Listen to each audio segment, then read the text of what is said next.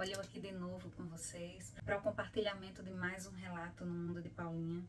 Para quem não me conhece ainda, meu nome é Rebeca, eu sou filha de Paula Guimarães. Nós temos um perfil lá no Instagram onde a gente compartilha o tratamento da minha mãe com cannabis, dicas sobre o dia a dia, como eu faço para lidar com essa doença e ter uma vida apesar do Alzheimer.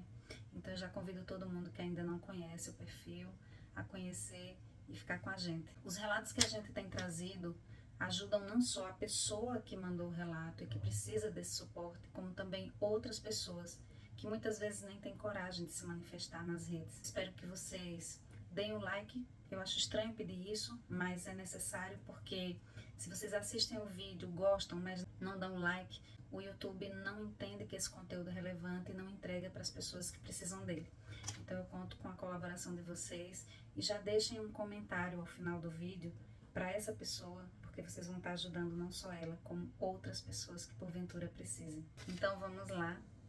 Rebeca, bom dia. Vejo que você sempre leva a sua mãe para a igreja e lembro de você ter falado uma vez que ela tinha muita resistência. Você falou que ela não gostava de igreja, pois sofreu muitos castigos físicos na época que estudou em um colégio de freiras. Lembra? Como esquecer? A gente fala que o mundo tá pior, né? Que estamos perto do fim. Mas a gente não precisa ir muito longe, a gente não precisa ir para Babilônia, a gente não precisa ir para Roma Antiga para ver que essas coisas aconteciam até bem pouco tempo atrás, né? Castigos físicos e, por que não, psicológicos também, que deixaram muitos traumas, muitas feridas na minha mãe e em muitas pessoas que estudaram em colégios de freiras. Aqui em casa, a minha mãe sempre foi católica fervorosa. Frequentava todos os eventos da igreja, participava de tudo.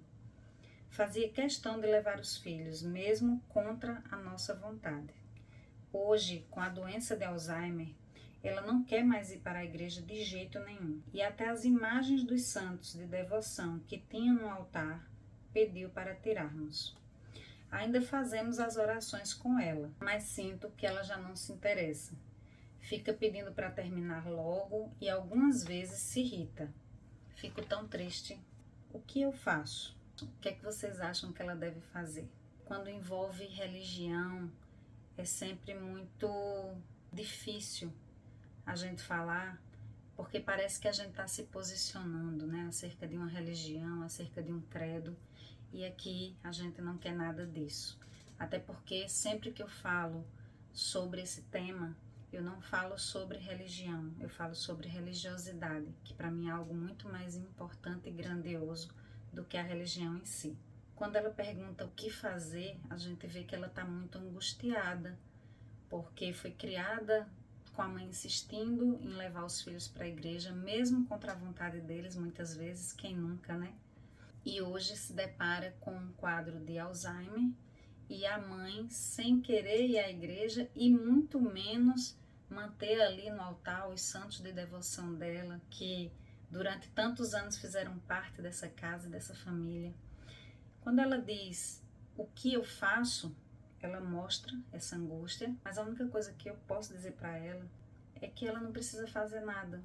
Como assim não precisa fazer nada? Ela só precisa respeitar essa mãe, entender que o lugar dela de filha não permite que ela coloque a mãe numa situação que a mãe não quer estar.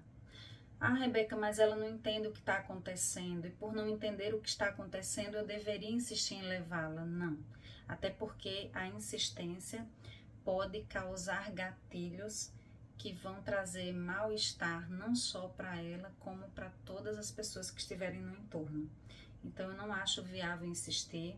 Eu acredito que o fato dela não ir à igreja, o fato de ela não adorar os santos pelos quais antes ela tinha tanta devoção, não tornam ela menos filha de Deus. Se é uma pessoa que ia todos os domingos à igreja, ela fala aqui que ela era fervorosa, participava de tudo. Então ela não ia só aos domingos. Levar, se possível, um padre em casa para que ela possa comungar, se ela aceitar, tem mais isso. E se ela não aceitar de jeito nenhum, faça você as suas orações, peça, interceda a Deus por ela. Se chegar um momento, que pode ser que chegue, de você começar a orar e ela, como você bem disse aqui, que ela já se irrita, fica impaciente, mas eu acredito que isso aí acontece ali lá pelo meio da oração, como acontece aqui comigo também. Mas aí você pode fazer isso em silêncio, você pode fazer isso no seu quarto, ou então quando ela dormir, ir lá, colocar a mão sobre a cabeça dela e fazer uma oração e pedir a Deus por ela. Eu acho que você vai ser tão escutada por ele quanto ela seria. Os pais fazem isso pelos filhos muitas vezes. A gente não lembra porque a gente estava dormindo também. Mas quantas e quantas vezes os pais não oram pelos filhos e pedem a Deus proteção, pedem a Deus perdão. Se Deus permitiu que ela tivesse essa doença, porque eu acredito que tudo só acontece com a permissão dele. Os motivos e os porquês a gente não vai ter a dimensão jamais. Ele sabe todas as coisas e ele sabe o que passa no coração dela, já que na consciência a gente já não consegue saber. Eu levo a minha mãe para a igreja porque hoje ela já tem uma melhor aceitação, mas houve uma época que ela não queria ir de jeito nenhum, tanto antes da doença, depois da morte do meu irmão. A minha mãe, ela brigou com Deus, ela se entregou de Deus, ela não queria mais ir à igreja, ela dizia que tinha perdido a fé, que Deus tinha abandonado ela. O que acontece com muitas pessoas quando passam por um trauma muito grande. É natural e a gente precisa respeitar e entender o tempo deles.